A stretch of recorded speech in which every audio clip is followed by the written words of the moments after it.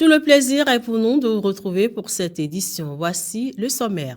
Lutte contre la fraude transfrontalière. Le Bénin et le Nigeria franchissent une nouvelle étape dans leur coopération douanière à travers l'opération pilote Géocontrôle.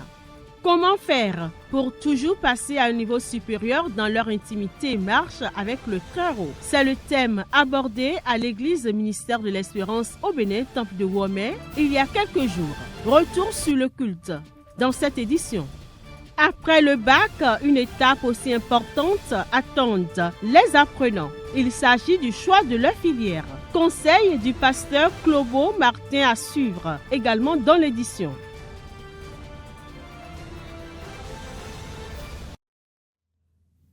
Le Bénin et le Nigeria franchissent une nouvelle étape dans leur coopération douanière. À travers l'opération pilote Géocontrôle, les deux administrations ont expérimenté des outils de renseignement géospatial et des moyens technologiques de pointe pour renforcer la lutte contre la fraude transfrontalière.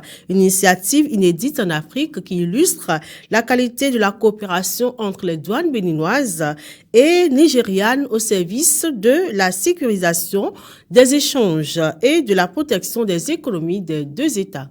Reportage. Opération Géocontrôle, une première en Afrique. Une opération pilote de renseignement géospatial, c'est l'Organisation mondiale des douanes, avec l'appui du projet conjoint OMDJK, qui a mis en œuvre l'opération. Objectif de la manœuvre, mettre l'information géospatiale au service de la lutte contre la fraude transfrontalière. Zone de l'opération, un espace défini entre le Bénin et le Nigeria. L'opération Géocontrôle est implémentée dans une zone d'intérêt qui a été préalablement définie entre les deux administrations, entre les deux pays, et sur la base d'une analyse réalisée par les experts formés. Et donc cette zone a été identifiée 20 km de part et d'autre de la frontière entre le Bénin et le Nigeria, sur une longueur de 120 km, de Kraké jusqu'à Pobé. Les enjeux, c'est pouvoir anticiper parce qu'il faut partir des données concrètes en termes de saisie, en termes de position des administrations, des unités de contrôle, etc. Faire une analyse en amont et pour pouvoir déployer de façon efficiente les équipes sur le terrain et rentabiliser également les ressources dont on dispose. Ça rend le contrôle plus efficace. On évolue avec un agent de la douane à bord du gyrocoptère qui connaît bien le site et puis qui assure la communication avec le sol. Ça nous permet de les orienter sur des choses que nous voyons. Je crois que les résultats sont satisfaisants et qu'il faille qu'on réinitie ce genre d'opération assez régulièrement. L'opération Géocontrôle a conjugué avec efficacité, technologie et coopération entre les forces engagées, celles de la préfecture maritime, de l'armée de l'air et de l'administration douanière. Une approche nouvelle qui renforce l'efficacité des contrôles douaniers. C'est une première fois où je vois cette cohésion interforce avec des moyens aussi modernes dans le cadre de la lutte contre la fraude. Dans un environnement commercial de plus en plus complexe, imprévisible, fondé sur les données et le renseignement, les administrations douanières se doivent de déployer des techniques modernes de contrôle pour lutter efficacement contre la fraude douanière. Aujourd'hui, nous avons la chance d'avoir, en dehors des équipements modernes, notamment les drones et les gyrocoptères, une cohésion interforce qui nous permet aujourd'hui d'aller plus loin. J'ai besoin de leur engagement, de leur contribution, de leur détermination pour que les objectifs qui nous sont assignés soient véritablement atteints. Et si nous maintenons cette dynamique en travaillant encore et encore sans désemparer avec la culture de l'intégrité comme valeur cardinale, je crois que le meilleur est à notre portée et plus rien ne sera comme avant. Opération conduite avec succès, La preuve de nombreuses saisies de marchandises frauduleuses, la douane béninoise affirme ainsi sa détermination. Détermination à bâtir une administration plus moderne et plus efficace dans l'espace béninois. Après l'annonce des résultats du baccalauréat, une autre étape tout aussi importante attend de nombreux apprenants. Il s'agit du choix de leur future filière de formation, une décision qui peut influencer leur parcours académique et professionnel. Pour aider les jeunes à effectuer un choix réfléchi et adapté à leur aptitude, le pasteur Martin Clobo, pasteur de l'EEAD Temple de Surulere, leur adresse quelques recommandations. Je voudrais vous donner ce conseil important, surtout relatif au choix de filière.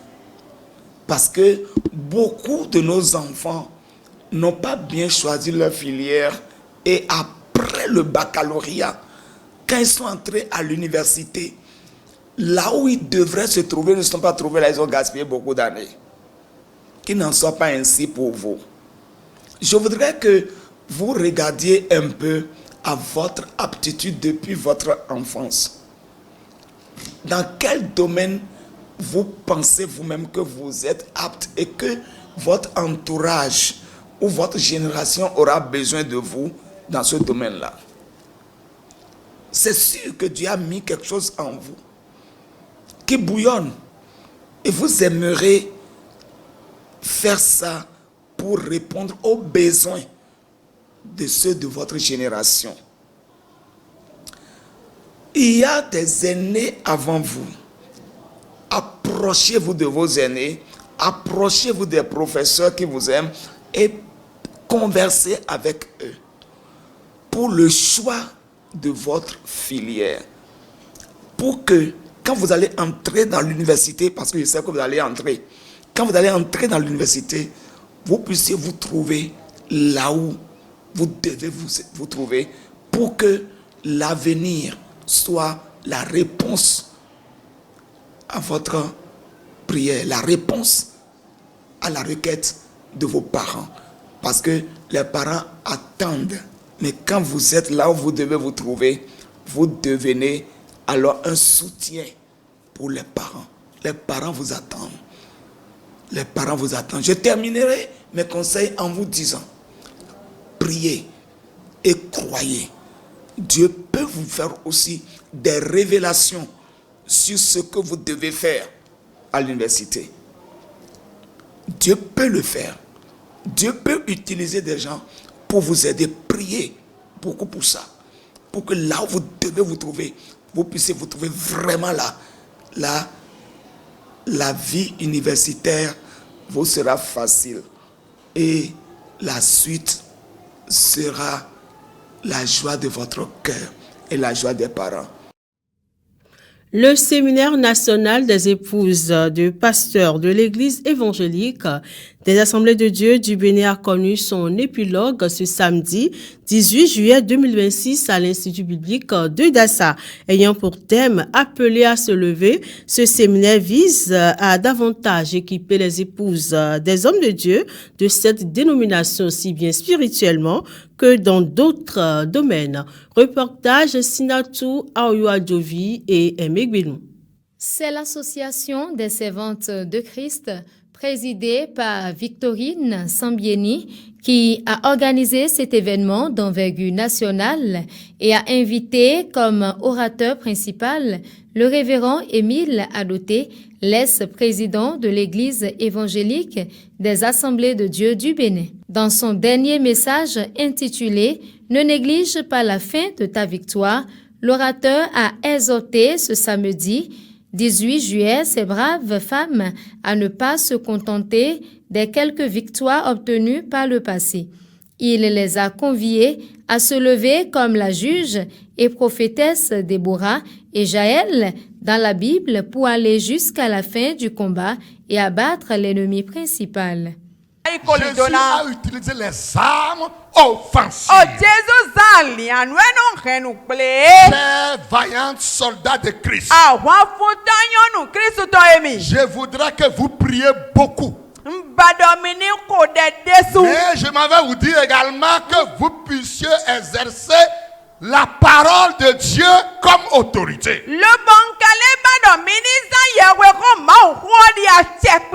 Lisez la parole. Examinez les Saintes Écritures. Gardez la parole. C'est une arme offensive.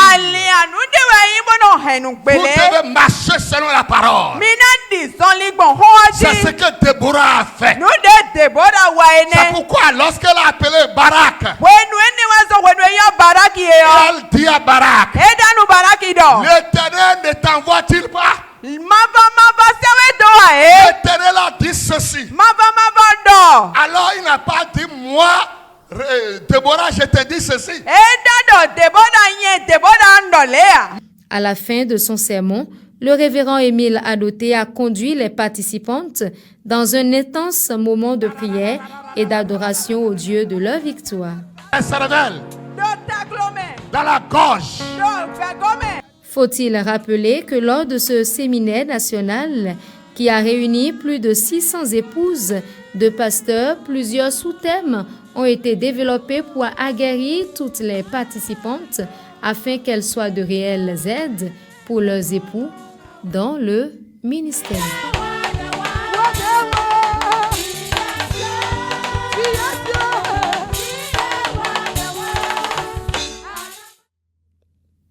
L'équipe de la télévision Maranatha Bénin a recueilli les impressions de quelques dirigeants de l'ASC et participantes à l'issue de ce séminaire démarré le 15 juillet et qui a pris fin le 18 juillet dernier. C'est un séminaire qui a regroupé uniquement les épouses de pasteurs. Parce qu'entre épouses de pasteurs, nous avons beaucoup de choses à nous dire et il fallait former certaines épouses de pasteurs. À voir ce qui se passe dans certaines églises, il était quand même important d'appeler les épouses des pasteurs, qui sont les aides aux pasteurs pour leur donner quand même un certain nombre de conseils et de directives pour que le ministère pour lequel ils ont été installés dans une église puisse réussir. Vraiment, je peux dire que les objectifs sont atteints. Avoir le thème, appeler à se lever. C'est pour amener les femmes à comprendre que ce n'est pas seulement le mari qui est appelé. Une fois que tu as épousé un serviteur de Dieu, toi-même tu es appelé, tu dois travailler. Et avec les enseignements et les ateliers qu'on a eus, on a beaucoup insisté sur le fait que la femme doit se lever. Il y a eu un atelier qu'on a intitulé « La femme du pasteur, le travail », montrant que la femme du pasteur doit aider le mari avec les situations économique aujourd'hui, il faut qu'une femme de pasteur puisse faire quelque chose pour accompagner le mari. On a eu un autre atelier, la femme du pasteur et son foyer. Comment entretenir sa famille, comment garder les enfants, comment éduquer les enfants. Et maintenant le thème général. Et je pense que les objectifs sont atteints. Ces 3 jours passés ici, mes impressions sont appréciables. Mes impressions sont bonnes. Puisque pendant ces 3 jours, le Seigneur nous a visités puissamment. Nous sommes venus à un séminaire national des servantes de Christ, les femmes des pasteurs. Et pendant ce séminaire-ci, nous avons reçu tellement de choses.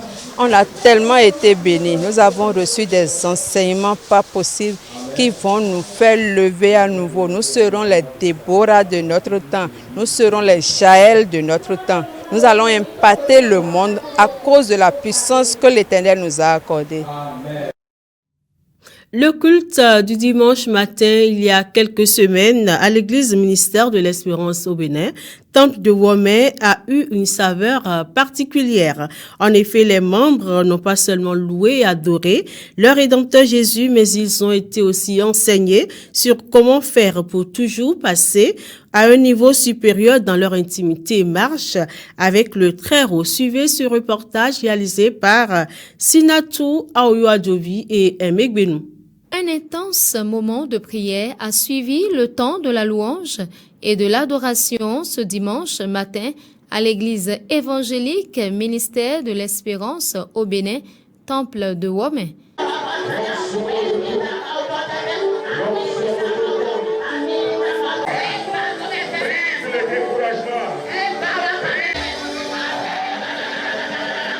Les fidèles ont aussi eu droit à une prédication portant le thème ci-après, comprend la louange et l'adoration dans l'Église. Se basant sur Jean 4, le verset 24, la prédicatrice Thérèse Komokboyi a présenté dans le message la signification des concepts louange et adoration selon la Bible, les conditions à remplir pour s'y mettre à succès et les ennemis de la louange et de l'adoration. Elle a aussi fait savoir que la louange et l'adoration constituent pour l'Église et les enfants de Dieu une puissante arme de guerre. C'est pourquoi la parole de Dieu nous dit dans le psaume 133, le verset 1, « Oh, qu'il est agréable et doux aux frères de demeurer ensemble. » Alléluia. Amen. Nous apprenons comme ça à nous aimer, à être un, comme Jésus-Christ aussi a dit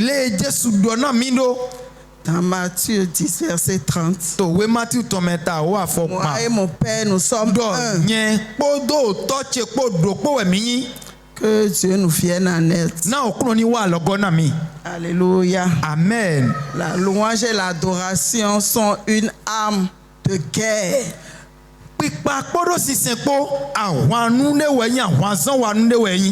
Praise the Lord. Alléluia.